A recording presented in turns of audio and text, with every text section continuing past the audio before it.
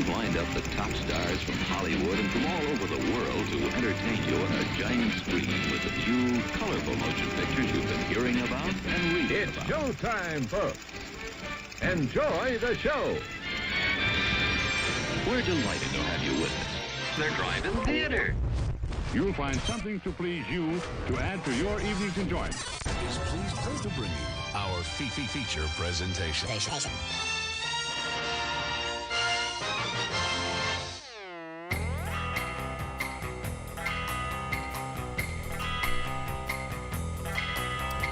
Good evening, everybody. Welcome back once again. You are tuned into the Drive-In Speaker Box. It is Monday night. It is July 14th.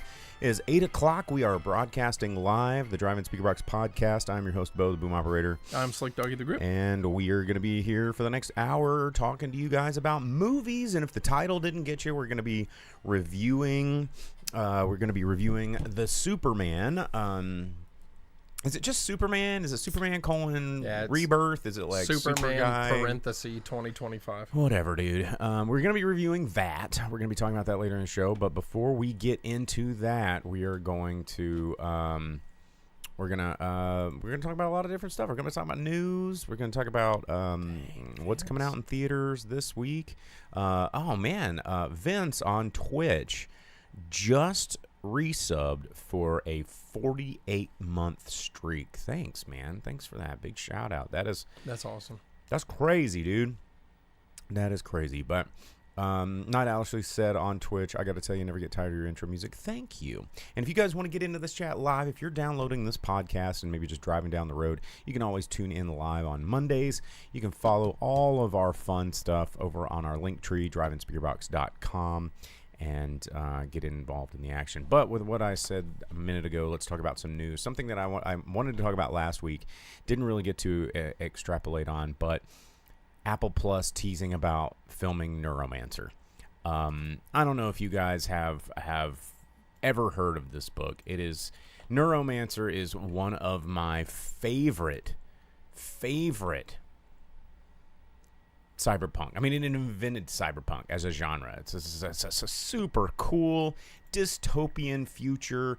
This book is so good. William Gibson created a genre, hacking, cyberspace, corporate dominance, like dystopian futures, just plugging into the Matrix, like all the stuff. He was writing about this a long time ago, and finally, there was so many directors that were attached to make this throughout the years, and finally now, it's been since 1984, we're getting an adaptation, and the book that invented the word cyberspace, as Vince says on Twitch, we're gonna get it. And Apple Plus has been really knocking science fiction out of the park lately. I mean, Severance was so good. I've been watching Murderbot a lot lately, it was really good. It was the show was so good it got me reading the books, and I just found out this week that the Apple Plus has greenlit a season 2 of Murderbot, and people are like, oh, but that proposes a problem because the crew from the first one, it's not in this, they're gone. I'm like, well, only in like the next novella, which is only 100 pages, and the crew comes back. Like, how about read the fucking content before you write these dumbass articles for Gizmodo? Another thing that pisses me off about a lot of these just hacks on the internet writing articles for big websites that get lots of reads, they don't do their research. But Night Ashley on Twitch says, I blew through Murderbot in a day, LOL. Yeah, you can read all 6 novellas in like a weekend, and it's definitely worth a read. So excited about both Neuromancer and Murderbot season 2 coming up, so that is pretty cool. You got any fun news things? I was browsing everything, everybody was talking about Superman. Well, talking about things from the 80s and stuff coming back, there was a trailer for the new Red Sonja movie. Did you see that? I only read that it's coming out, but I have not seen the trailer yet. So, as two guys that enjoy Red Sonja, what did you think? As two fellas doing a podcast that really like Milady, swords and sorcery and high fantasy, I thought it looked good. Okay. Actually, as someone who is a big Robert E. Howard, Conan the Barbarian fan, I thought it looked pretty good. It didn't really look like it fits 100% in that universe. I don't know exactly what they are trying to do, but as far as like a low budget standalone like make something happen movie and putting Red Sonja on screen, it looks good. It looks decent. Didn't notice a whole lot of like names attached to the project, which I thought was kind of strange. Well, and something like that can be fine. I mean, there weren't a lot of names attached to Star Wars. You know what I'm saying? Or John Wick. Yeah. So I mean, things like that. Sometimes stuff can work out. I did send the trailer to my friend, who is also lifelong Conan the Barbarian big fan, and he was not jazzed about it. Really? So, Did he like the original Red Sonja movie though? you know, I don't know. I don't know that I've ever asked him about it. Because that would be the baseline. He and I have sat and watched Conan, Barbarian and Destroyer together. So what is best in life? We'll find out if it's Red Sonja. Okay. Oh, I doubt it will be. Yeah, I doubt it will be too. But it looks fun enough. I mean, they even make comments about like her classic bikini armor and stuff in the movie because she gets captured and is made to fight in a gladiatorial pit. And she's like, "Is this supposed to protect me?" And he goes, "No, but the audience will love it." You know.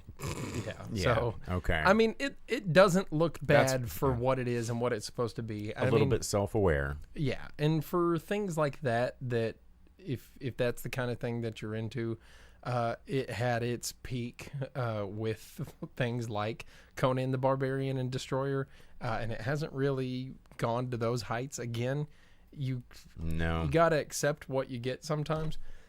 A lot of people didn't like the Jason Momoa Conan. I really did. I was one of those people that didn't like it. You liked it. I did like it because it was Conan the Cimmerian. It was pretty cool. I don't know. I mean, I understand why you like it, and I just felt like I was so shaped by the original film, and it was just such a departure from that, and it goes to like a lot of the Conan like world building that I wasn't as familiar with. I guess, and I think that might be part of it.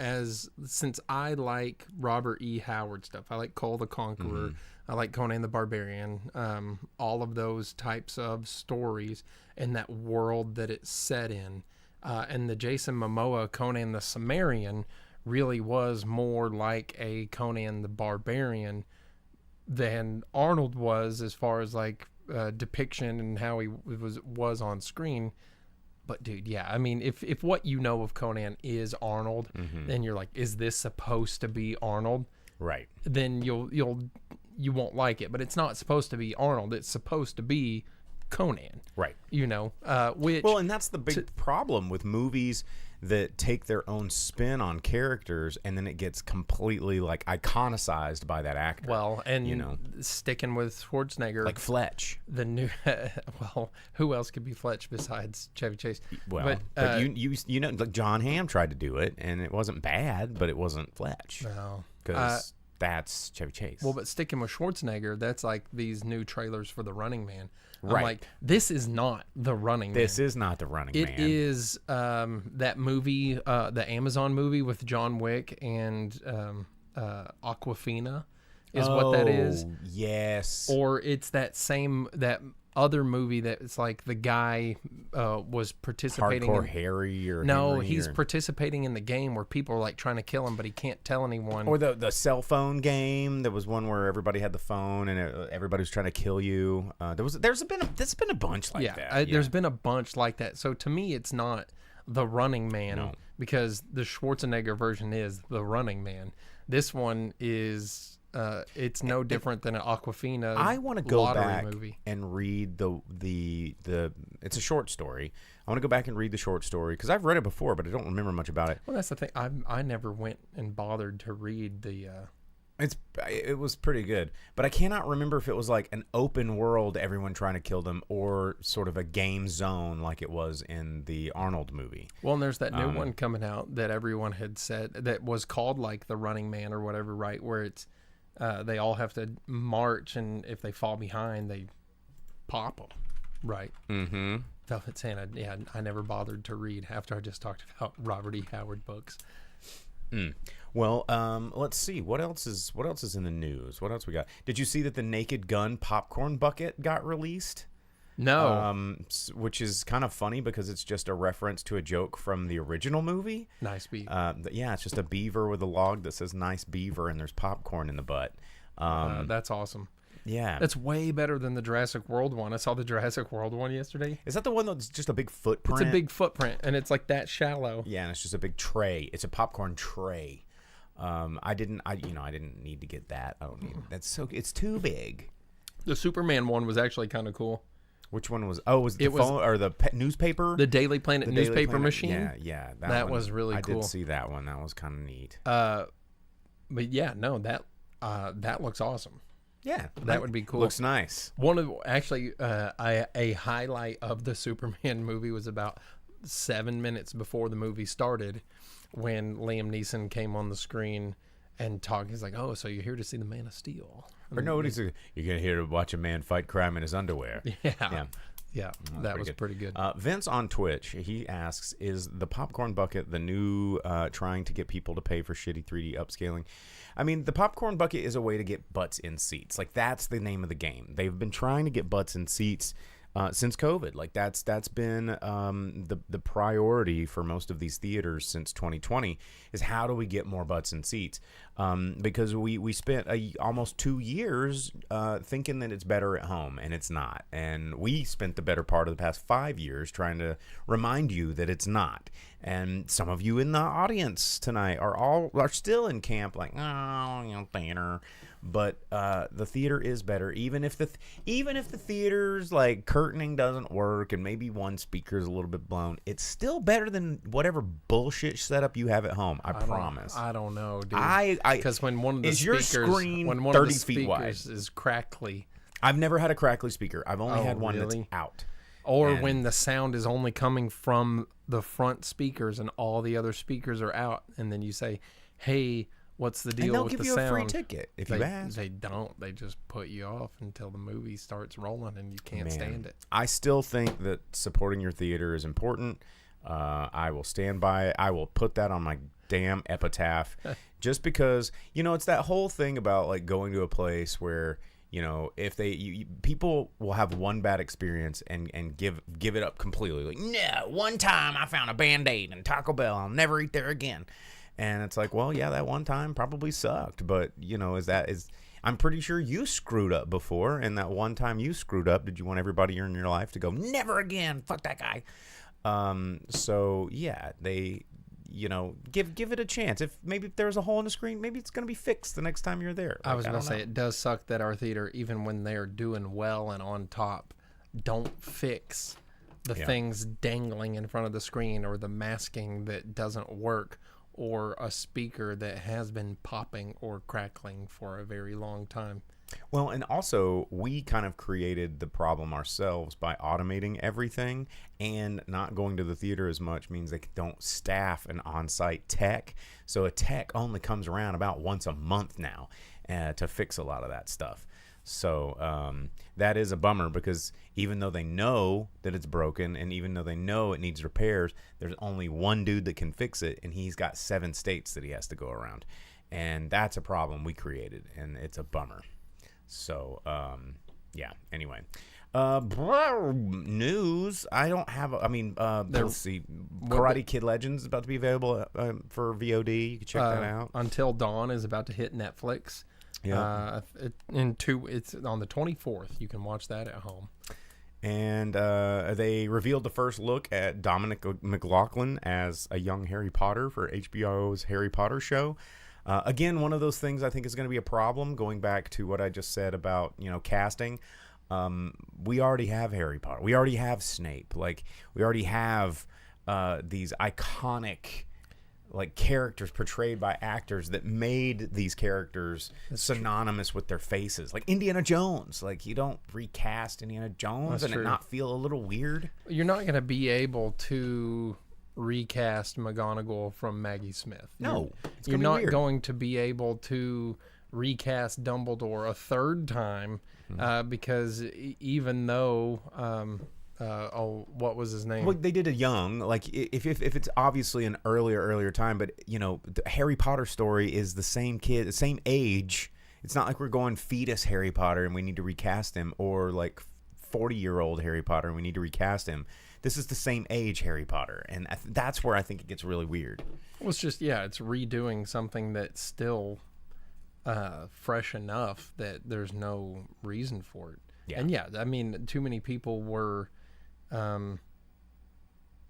defined those characters for too many people, and you can't do that. And it's going to be interesting to see if people watch it with all the J.K. Rowling,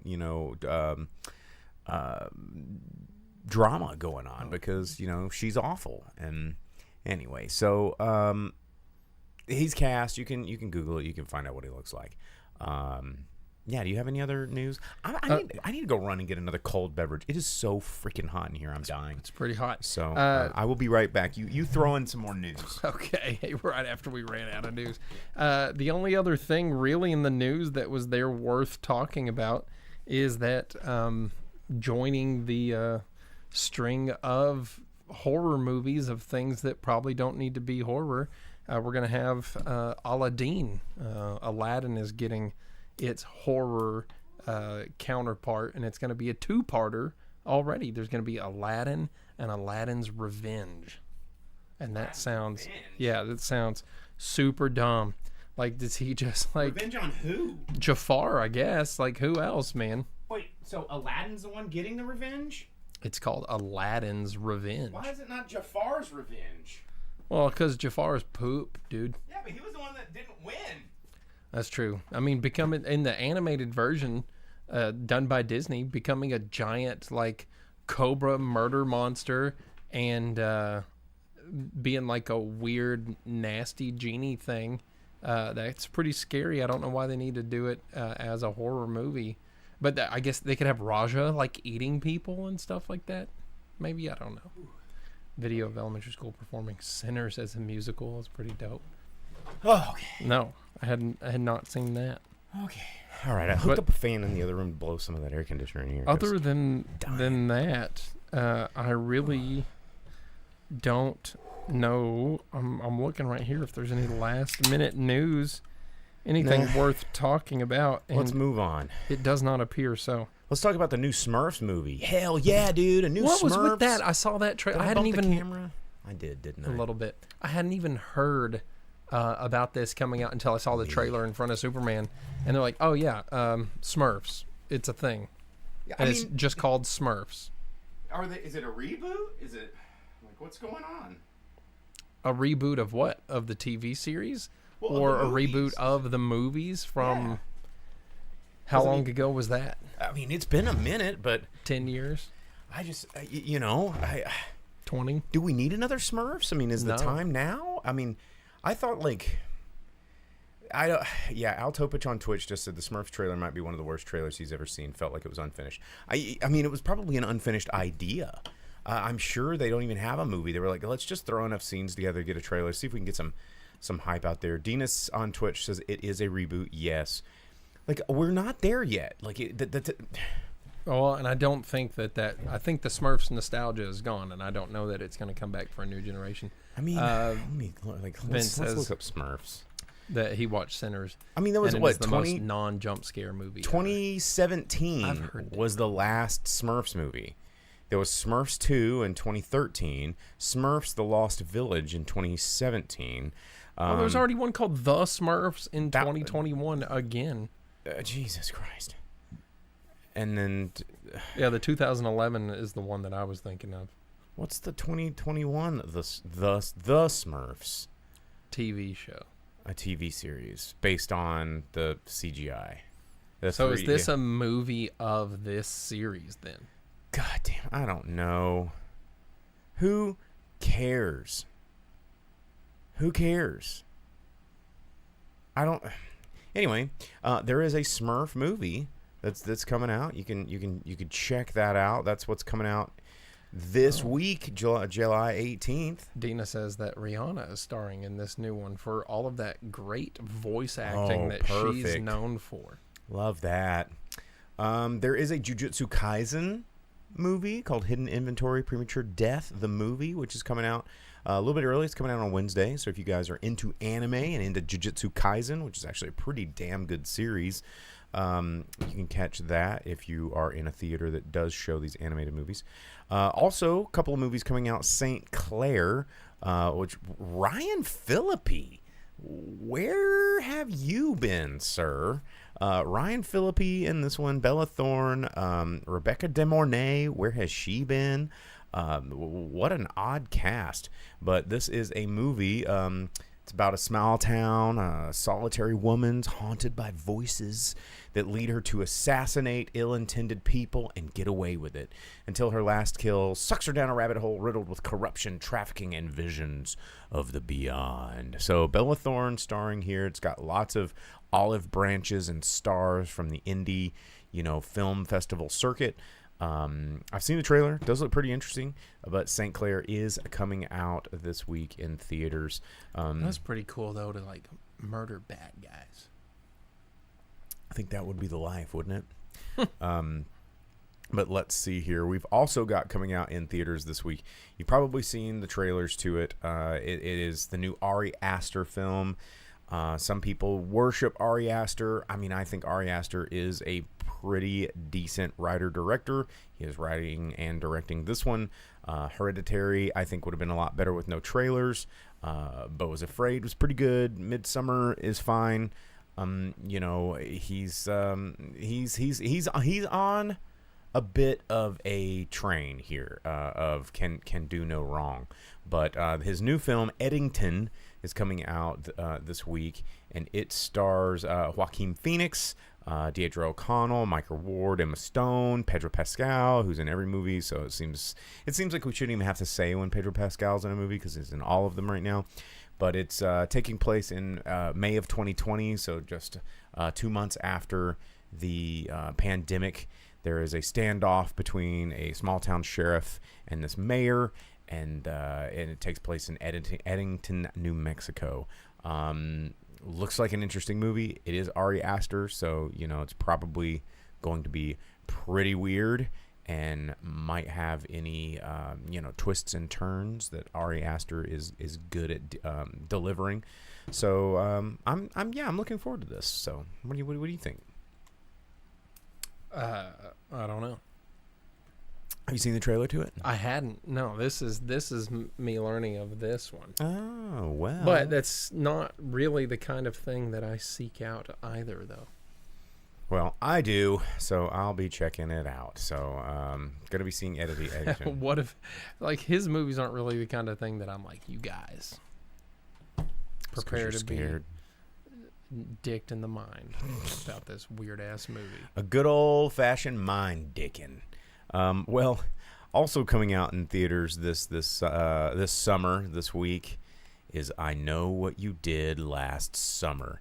I have a feeling this movie is going to make more money than it deserves.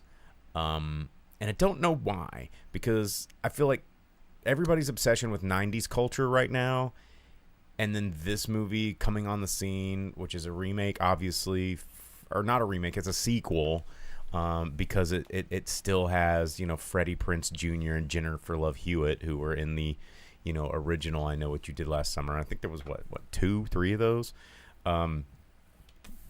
Yeah, man. This movie looks like the same movie, but where the kids go, I don't know what to do. We need a grown-up to help us. And they go, here's 2 grown-ups that have already done it. So it's very, very like young Gen Z, where we're like, we have no clue to solve problems on our own. We needed some pre-existing IP to tell us what to do. And you get Freddie Prinze Jr. The legacy sequel horror movie is definitely going to be something that gains dollars, I'm sure. Oh, yeah. Well, I mean, look at what it did for the Final Destination movie. That movie made bank. Yeah. And unexpectedly so. And the Scream when it first came back. And they're making another one. Yeah. Well, and you know what is funny? The thing about 90s culture, are people into the 90s right now? Because that's... Yeah, dude, where have you been? The 90s are super dumb. back. I lived through the 90s. Like, the whole thing is, what's funny about that is that most things are like, 20 years later is when it starts coming in. And it took the 90s a little longer for it to stew because the 90s was poop. It was like Pogs and Jinkos and Well, that stuff's coming back, man. Pokemon. Big old square britches and bucket hats and I hope not. all that stuff. Dude. Frosted tips. It's all coming back, no, man. don't do that. Al Topich on Twitch asks, did the original I Know What You Did Last Summer, they were bad, right? Or am I misremembering my childhood? No, they were bad. They were not great. It was kind of like, there was another one that and mark my words here, let's put it in the date stamp. Let's put it on July 14th, 2025. The boom operator said that if this movie does well, we will get a sequel to Urban Legend. That horror movie. You guys remember that horror movie where all those urban legends started coming true? Like the guy, or I can't remember, it was a guy or girl, drank the Pop Rocks with the Coke, and then it was like one of them was like sulfuric acid, and they're like, oh, and it was like the killer was doing all these urban legends deaths. So I think I think that's what's going to happen. So yeah, urban legend. I think it's going to happen. Let's see, a sequel to Fear, never going to happen. Al Topich, didn't they blow up a dog in the microwave? I think they did. Yes. Dina says Urban Legend will be done again, but it'll be internet conspiracy theories. Of course, you know it. It's gonna be. It's gonna be. So I Know What You Did Last Summer coming out in theaters this week. There you have it. That's the deal. Now let's just move along and just go ahead and just get to what we're here to talk about. Let's talk about Superman. Let's talk about a movie that wants to desperately be so new that it borrows every bit that we love about the Christopher Reeves like iconography and music and just fucks it right in the mouth. And it just holds it down and says, "You love this, don't you?" So like the South Park episode where they talk about Indiana Jones, like just yeah. So anyway, all right. Let me preface this because I know some people in the audience really like this movie, and overall I don't hate this movie. It's a summer blockbuster popcorn movie. It was a James Gunn Superman movie. I knew exactly what I was getting into when I got into this. I was like, James Gunn's gonna do fucking fart jokes and gaggy cutesy bullshit with a character we all know, and there's gonna be a sum of enough parts that we like that we're going to forgive the collective sum of the movie. So the short summation is that it's not a good movie, but it is a message within a music video. Well, there's that too. And so I think so many people want it to be a good movie because they like aspects that are put in it that they don't realize that the movie sucks and that the story is dumb and makes no sense and isn't really there. Well, and that's what I mean. It's like there were a lot of parts that are arguably awesome. Like the scene where Lois and Superman are having this moment while there's an alien getting fought in the background, I thought was an amazingly wonderful scene that I have not seen in a superhero movie ever. Because it shows like, oh, they've got it. It shows that this world that exists where there's things happening all the time. And it reminded me of some of these DCU animated movies that we both love so much. However, then there were scenes where Crypto the Superdog came on and ruined every bit of this movie for me. And it added nothing to the plot except for people love dogs. They love them. And so they even when they're very fake CGI. And that's the thing. And it goes back to something I said at the pre-show, is that it is okay to disagree with something that you intrinsically like. Like if you love dogs, if you're a dog lover and you're like, some people like go, well, I love dogs, therefore I can't not like Crypto the Superdog because I'm a dog lover. And if I said I didn't like this character in there, then people would think I don't like dogs. No, you can love your pup. You can love your pup and still think Crypto the Superdog was an unnecessary and terrible part of this movie. And I think that Mr. Terrific was an amazing character in this. I would have watched an entire movie of Mr. Terrific. I thought he was very well done and very engaging on screen. But it didn't mean the movie was good. No, and everything else about the Justice Gang was super dumb. There's so many aspects of this. So, here, hold on just a second. Because Velvet Santa says they didn't bother to world build. They just put you in the universe. That's fine. That's fine. That works out great. Star Wars did that. It worked out perfect. Something like this. We know Superman. We know. We know the Daily Bugle. Yeah. We know Lois Lane. You don't need all that explained, and all that's fine. Okay, so I cannot tell you about this movie without putting spoilers of it out there, because the movie is just the trailer extended. And there's not really much that you're missing from it, except for the part that completely contradicts the entire plot line of the movie at the very end of it. And this is for all you Superman fans out there. So, because he told me this, and I didn't even think about it because I don't read the comics that well, but it was an amazing point. So listen up. Well, so first though, they completely changed Superman and who he is and his origin and all of this by saying that they uncover a message. This is at the beginning of the movie. Lex Luthor sneaks into the Fortress of Solitude and uncovers the message that Superman's parents left him. Jor-El and Laura L. Bradley Cooper. Bradley Cooper and that girl that was in that Taco Bell movie with Andrew WK. They tell Superman, go to Earth where you can serve these people and be a hero to them and everything, because that's where you can do the most good. And then the message is crumpled after that. Well, they uncover the rest of the message, and then it completely flips, and it goes, go there, take all the women as yours, rule them with an iron hand, become king of this planet, because they can't do anything to you to stop you. And then the world hates Superman for a hot second. And he's like, oh my God. And they're like, everyone's like, yeah, that message is real, Superman. I don't want to tell you. That's the honest truth, even though it was uncovered by someone fully made of nanobots that uncovered the rest of the message. Everything about it's completely 100% true. And then Superman just accepts that as truth. And then here's the spoiler part of it. And if you haven't seen it and you care, I'm sorry, but at the same time, it doesn't really matter. At the end of the movie, Supergirl is there. Supergirl shows up drunk, and because we know why she is there, is because they're wanting to do a movie with her later. But she shows up. She shows up and has her appearance at the end of the movie, which takes place 10 minutes after the story ends, and the robots are all like, "Oh, your cousin's here." It turns out Krypto's her dog and all of this, but she is grown enough to fly across the galaxy and go get drunk on party planets, which he says is from a red sun. She likes to go to red sun planets to get messed up because she's an addict or whatever. And so another thing that doesn't make sense, how does she leave planets that have red suns? Who's flying her far enough away outside of these sun's rays that she can fly through the rest of the galaxy on her own?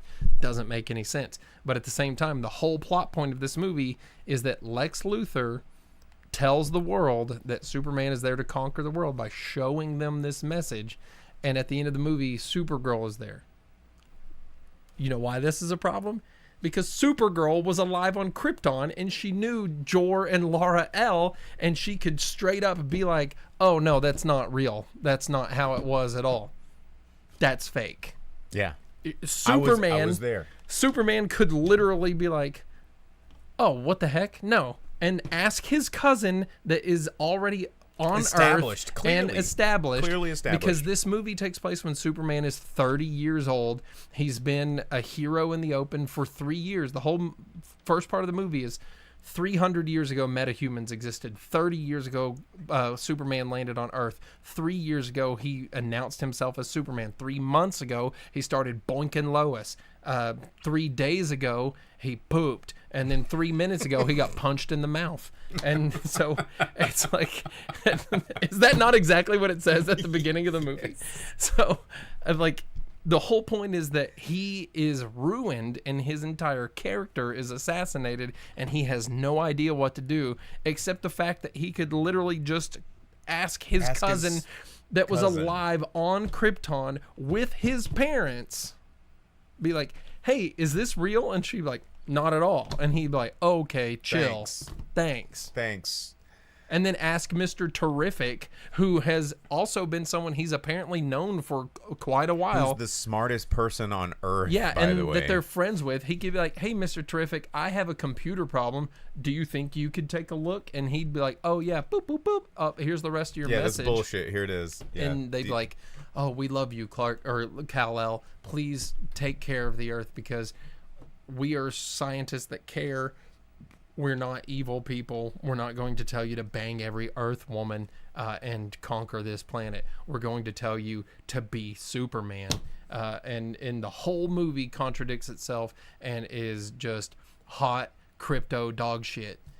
And there's so many parts of it that they're so dumb. And like you said, there's parts of it that are nice. There's parts of it that look okay. But the fact that Kryptonite doesn't just take his powers but burns him is stupid. The fact that his parents are evil is stupid. There's so much of it that his parents. So the other part that I didn't like about this movie is they made the Kents show yourselves, like their portrayal. I didn't have a problem with that because they made them stupid. They were. They made them real people. I mean, they made them so stupid. Well, growing up in the South, it's not the South. Made them look stupid. They're rural Kansas. Well, right, but they made them look like stupid Southerners, and I just didn't like because every portrayal of Jonathan and Martha, and not Pa and Ma, they're just humble people, right? They're not idiots. They're not like, we live on a farm and don't know how a cell phone works, Clark. Like, and I'm just like, fucking, can you just give them a little bit of respect? I mean, they raised Superman for God's sakes. Well, and that was the craziest thing at the end of the movie is that they put on footage, family home movies. Who was recording that? Because the Kents sure didn't want people to find out that Clark was a super baby, but they didn't mind someone coming and holding the camera for him through his entire childhood. Get fucked, dude. That was so stupid. And I guess that's the point of this movie, man. And why am I hard on a fun movie, Albert? Because it defied its own established rules over and over, and you can't do that. And I think that's the point that because as Jake, I defer to him a lot, and sometimes he defers to me a lot to things that I'm super geeky about, and then things that he's super into. Like, he knows these comics more than I do, and then when he pulls points out like this, it's like when you have an enjoyment that you get from content that is greater than the enjoyment that you get from this movie, and those enjoyment points are lessened because you understand the assignment more than James Gunn did, and it's one of the reasons we hate Star Wars now is because we grew up huge fans of Star Wars, and when you see him just piss all over something that you loved because flying green middle fingers are funny, then you know, I mean, it's like, okay, well, hang on a second, like you're not telling the stories that you could, that I know that are amazing. You're going for the lowest common denominator, that things that people are going to be strapped in and unarguably go, that was cool, therefore I laughed, therefore this movie's fun, therefore it's great. Well, and that's the whole thing with the Green Lantern too, having it be Guy Gardner and stuff. Would have been fine, but they unestablished Justice League and everything. So they have a Hall of Justice, which is under construction, but they have murals of the Justice Society because Wildcat was on there. I was like, who's on there? What's painted on the walls? They have heroes on the wall. The only one I was able to pick out in the short time they show it was Wildcat, which means that there was a Justice Society, which means that Mr. Terrific was most likely part of the Justice Society. And if the Justice Society exists, it would make you think that the Justice League has existed, especially since Guy Gardner is not the Green Lantern, because there's a Lanterns show that is coming out, and Hal Jordan exists, and with Superman existing and Hal Jordan existing, and the fact that they've worked their way all the way down to Guy Gardner means that there has probably been a Justice League, and there's bigger problems in the galaxy, and they need more than one Sector 2316 Green Lantern to exist. And also there's a Peacemaker, which establishes Peacemaker was on TV, which also establishes that there has been the Suicide Squad, which is now canon. And they said metahumans existed for 300 years. And you're going to say that this is the first time that they've decided to get together as a group and have murals of past heroes for some inexplicable reason, and they're going to come up with the notion of Justice Gang, and everyone acts like it's a new concept and that it's super stupid? Quit breaking your own damn rules! Yeah. Well, and it's really funny when people like to go, and I'm going to throw you under the bus here for a second, Velvet Santa, where they go, it's just a movie.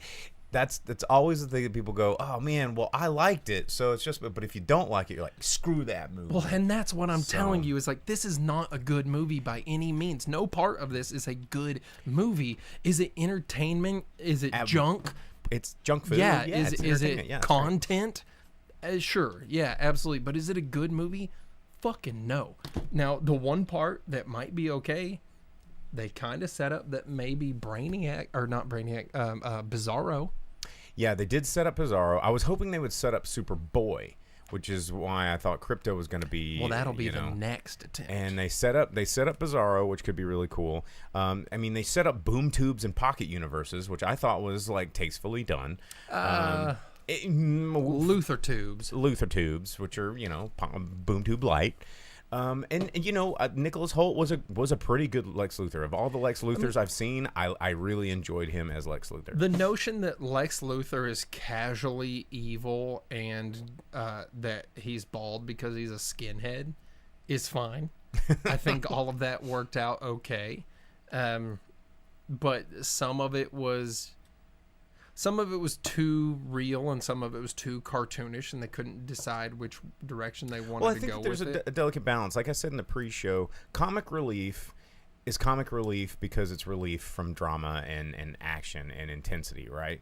Is this movie a comedy that has action? Is it an action comedy? Or is this movie, just a straight-up comedy? And when you, like a movie I just said, Superman has humor and action and what comic movies should be. I mean, true. Comic book movies should have all of these things in balance. You got to pick a tone. And yeah, you kind of got to pick a tone. And when I think that the DC animated movies are the best template for it. If you go back and you watch any of these movies, there are some ones that are what's the one where they are going through the multiverse and like they step out and like Aquaman gets sawed fucking in half and like Wonder Woman gets her head chopped off. It's one of the, I think it's Flashpoint. And they're very intense, but then there's moments of comedy, there's moments of lightheartedness, and they go through these. You can have all of it. It doesn't have to be all serious. It doesn't have to be all comedy, but you have to do it in a way that I think when you say it's just a movie, you're dealing with Superman, like one of the most recognizable characters and the most iconic comic book ever written. And you can't just be like, well, let's just make a poopy diaper. Let's have a screaming baby that he holds like a football and he flies around in lava for 20 minutes while a dog chases a bone and gets wacky because that's what dogs do. And then the baby's crying and the dog's barking and it's going to be hilarious. And, like, those are the moments where I'm like, they could have made these, they could have had the baby, they could have saved the baby. Crypto didn't have to come in there and like make it even stupider. I thought that was a really good moment that was set up with Metamorpho or whatever his name was, and rescuing that baby, and it showed that how Superman has the ability to change people's hearts, right? And that's a superpower that he has by being a do-gooder that they tried to illustrate, and then they fucked it all up by making him save a goddamn squirrel. And I'm like, that was unnecessary. But you can show his power through these scenes, but then you screw it up by having a dog play fetch with Mr. Terrific's balls, and then a baby diaper scene. And I'm like, you had me. And then you lost me at the finish line, and but yeah. Oh, Nicholas Hoult shaved his head for the movie he was paid. I mean, Nicholas Hoult. I like Nicholas Hoult a lot. Like, I think he's a great actor. I really liked him in that Renfield movie. I mean, the fact that he was both in Renfield and Nosferatu, like pretty much in the same year, pretty cool. Now, so talking about established characters from earlier in it when we were talking about the Schwarzenegger stuff with Conan and everything. It's hard for anyone to be Lex Luthor after Clancy Brown. Because Clancy Brown Lex Luthor is the animated Lex Luthor? Yeah. I mean, that is he's menacing and he's like strong, and you believe that he can be opposition to Superman. And there hasn't really been another Michael Rosenbaum was a pretty good Lex Luthor because he had he had like smoldering evil. He had like malintent, and Nicholas Hoult was not the worst Lex Luthor, but he doesn't seem like he is really. There's not a menacing an behind opponent his for eyes. Superman, Yeah, right? Yeah, there's and one of the things that about Lex Luthor that to me as a character is interesting is someone who's so defined by greed and power is pretty interesting, and that there like you said, Clancy Brown, just in his voice work, encapsulated that sort of darkness of like, I'll do anything for $1, dude. Dude, yeah, he was committed and everything.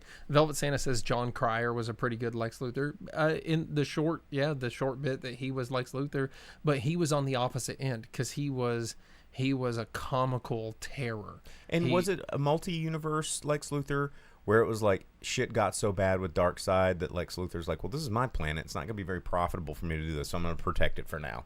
Like, or help. Yeah, there was a maybe storyline there. Maybe in Justice League Unlimited or something like that. I think maybe it was Justice League Unlimited. And I really liked that, too, because he's like, well, this is not profitable for me in any way, so I'm going to work with you guys for now. Because, I think it was Justice League Unlimited where Superman, because that's when you get Superman, and he was like, oh, hey, you know what? I just realized something. I don't have to hold back with you. He's like, I'm always using only a fraction of my power because if I even clap too hard, half a city block is dead. And he's like, but with you, I can let go because I can't hurt you like I hurt them. You're harder to kill. And he just unleashes on Darkseid. Mm-hmm. Yeah, super cool. Very cool. But so I will tell you, I did not hate the movie overall. I don't think either of us did, but we do really enjoy pulling out the parts that are stupid, and talking about them. Just the fact that it contradicts itself too many times. I don't think that this was a great way to start the big DC reboot, or it's not a great launch pad for things to come, because it's already bent its own rules and forgotten its own plot, and I don't think it did a good job of introducing the other heroes, because the idea that metahumans have been around for 300 years but everyone acts like they're new, it was very confusing, and it had too much confliction. Quickly, I think that's what's so frustrating about it, is they could have fixed that part. Like these things that they could have editorialized and tightened up and been like, well, let's just not talk about the existence of metahuman for 300 years. But you wanted to make a really funny joke about 33333. Right. And so that joke was more important than going, that joke's going to ruin an important narrative device. Well, and the whole thing of establishing that Jor and Lara L were evil and wanted Clark to dominate a planet was completely unnecessary. You could have found a different way to have the public turn on Superman, or to have Lex Luthor gain his okay to fight we already Superman. saw that movie with Spider-Man. Like, you know? I mean, there's different ways for Lex Luthor, especially when you introduce the fact that he has 300 capuchins in a pocket universe that are posting on social media to just create hate for Superman. Like, there's no reason to make it where Superman's parents are evil, just to maybe, like in Supergirl, go back and be like, oh, actually, we put Mr. Terrific on it, even though he agreed that there's no way those guys would lie for any amount of money or coercion or threats of being forced into a pocket universe. That he's like, well, it turns out the message is fake. Like, there was no reason to create that stupid part of the movie. And I also wish that there had been more Alan Tudyk. I just like him. I feel like there was too much of him. No, because he could have been a different character. Well, so I just wanted more of him. Usually he's not as discernible in his role, right? Because when he rolled out his number 4, you're like, oh. Exactly. And that's what I'm saying. He didn't really become that role. It was more just like, hey, I know that guy. Yeah, Alan rules. Yeah. He's in all comic book everythings, and he's the best. And he's the best. Palm Clementov was like the voice of 12 or whatever. Yeah. Yeah, Like, it was the for voice whatever of the reason. robots were hilarious. Yeah, they just hired big people, but I don't think that they needed to have him before. But It could whatever. have been someone else. It's lowest common denominator music video of the movie, but I don't think it's a good movie, and I will argue it's not a good Superman. I understand why it's popular. But, I mean, you're talking to a guy that doesn't really like Superman movies to start with. I don't like Superman as a character to start with. So I don't have any, like, sacred, whatever to Superman. So, I understand that this is a fun movie. I understand why people like it. It's a popcorn. It's just a movie. Dude, Movie Albert, watch some Bollywood movies. Come at me with it, but go and watch them first. I watched this. Velvet Santa points out Jimmy Olsen. The whole point of his character was that he just had the biggest dick in Metropolis, and everyone knew about it because Lois Lane's like, dude, how are you pulling these chicks? And Jimmy Olsen's like, friggin'. You know what I'm saying? Boss hog at the Daily Bugle. Yeah. So that was kind of dumb, but I mean, we will pick apart any movie. Like, there are movies that I love that I'll tell you all the bad parts in. Nothing is a perfect film. There might be a couple, but there's very few that are perfect films.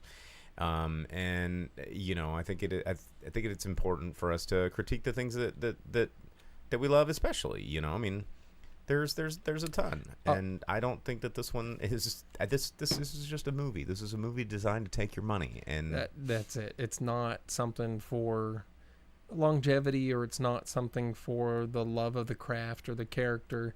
It's definitely just something for James Gunn to get out there and for them to go, DC is losing money. Can you make more of it happen, please? And he's like, sure, I'll do the thing that I did for the other things, and it's going to work because people like this formula.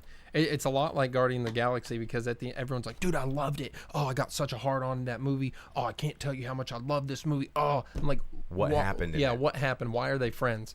And you're like, well, because, and you're like, because why? And they're like, well, because they were. Because remember that scene where it was like, exactly. And you remember that scene with that baby? You remember that scene with that dog? You remember when Groot went like this? Yeah, and I think that's going to be the whole thing. Everyone's like, you remember when Krypto bit that dude, and then he bit that dude, and then bit that thing, and then Superman was like, hey, don't bite the thing. Remember when the middle fingers were green and did that? And you remember when you bust through the door and goes, where's the dog? Like, that's like me at a party. Now that was cool when Superman was like, see, it got where's you. the dog? It got you. That's because that was me.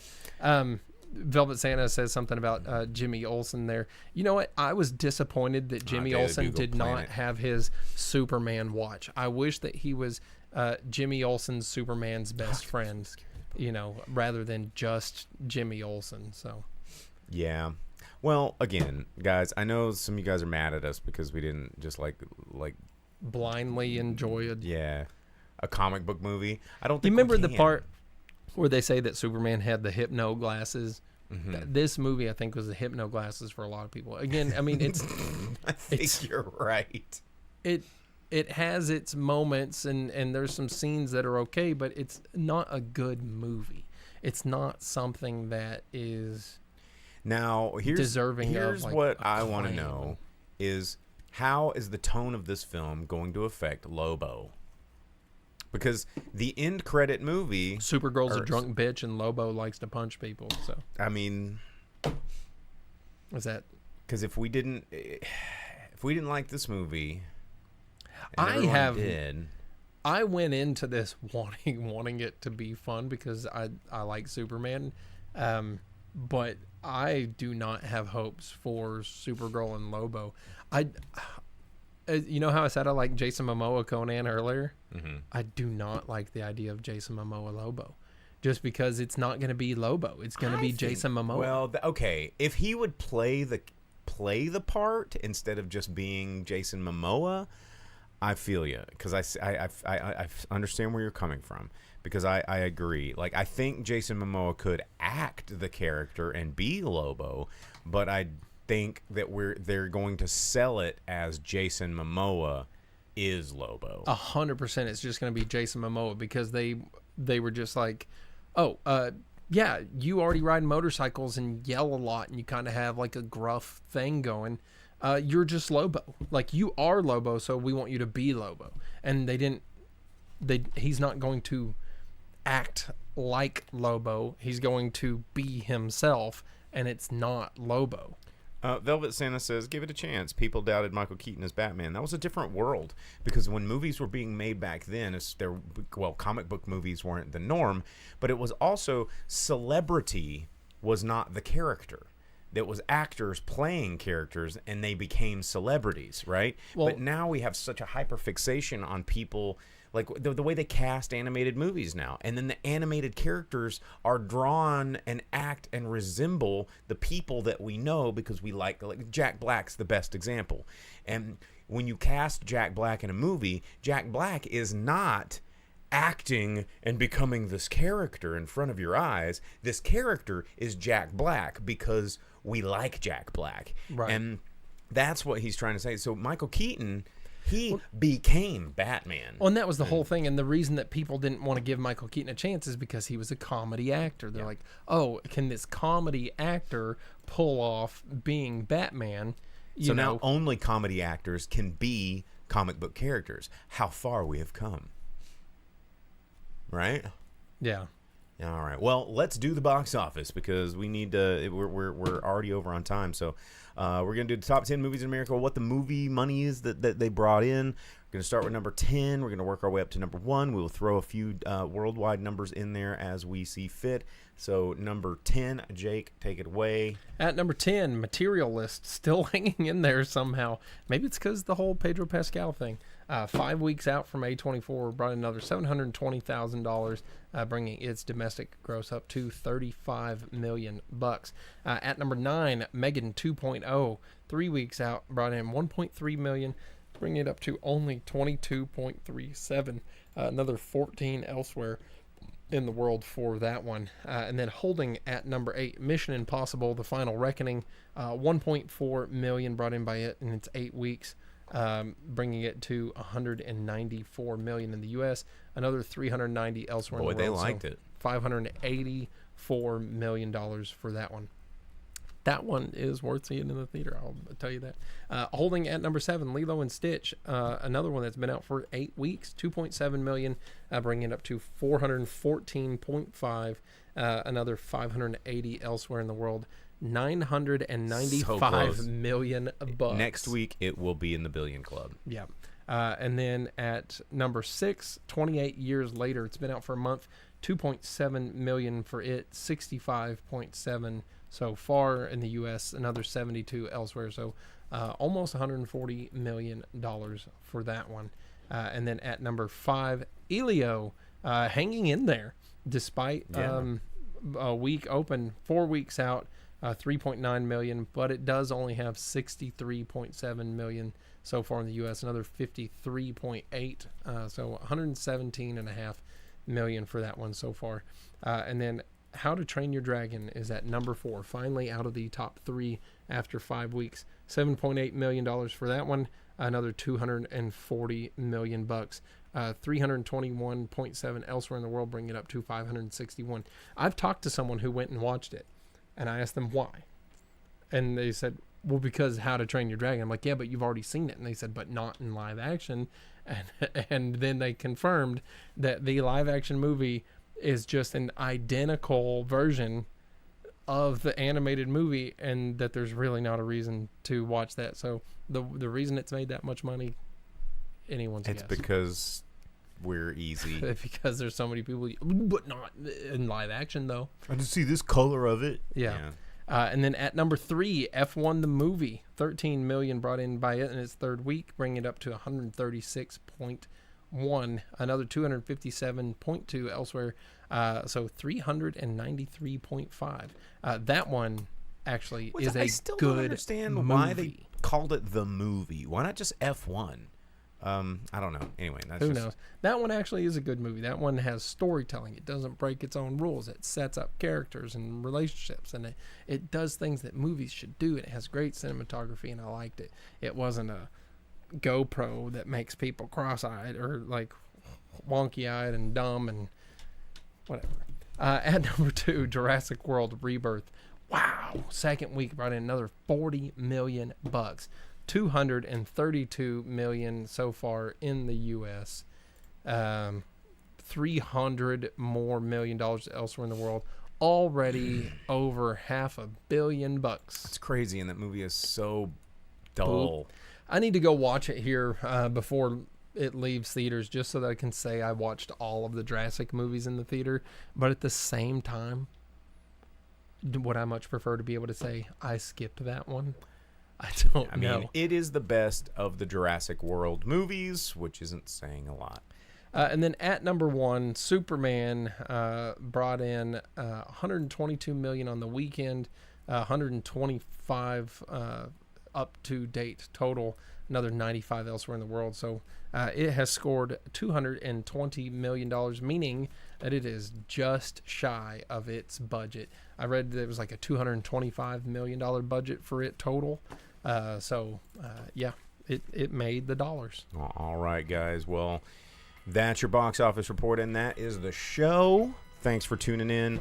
Don't forget, you can always follow us anywhere you want to follow us. Our link tree is at driveinspeakerbox.com. We're on the Discord. You can post links. You can check out Vince Views. You can see all the stuff, post all the funnies, and chat with us. But if you want to watch the show live, you can do it wherever you're comfortable. Facebook, Twitch, YouTube Live. We've got all of those things. Or you can just download the audio recording, which I'm going to upload in moments, and you can get that wherever it is you download your podcasts. So thanks for tuning in, and we will see you guys next week. Actually, no, wait, we will not see you next week. I'm going to be in New Orleans next week for Tales of the Cocktail. So we will not be here next week. We'll be back the following week, and we will get in Discord. We'll talk about movies there. So check us out, and thanks for tuning in. We'll see you next week. See you.